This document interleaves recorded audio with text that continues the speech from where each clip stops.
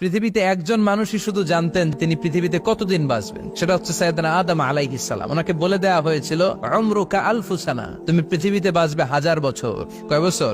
সাইয়েদনা আদমের সামনে অনেকগুলো রূহ রাখা হলো। সাইয়েদনা আদম বললেন, এরা কারা?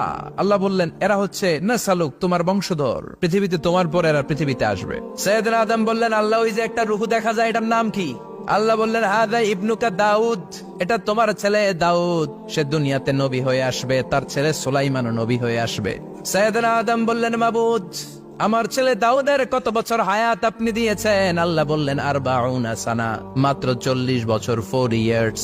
40 বছর তোমার ছেলেটা বাঁচবে। ও আল্লাহ, আমি বাঁচবো কয় বছর? তুমি বাঁচবে 1000 বছর।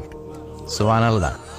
সাইয়েদনা আদম বললেন, মাবুদ, এত ফুটফুটে সুন্দর আমার ছেলে দাউদ, মাত্র 40 বছর দিলেন কেন? জিদ মিন উমরিহি, বাড়ায়া দেন। সুপারিশ করতেছে পোলার লাইগা কে? বাবা। আল্লাহ আপনি বাড়ায়া দেন, আল্লাহকে বাড়ানো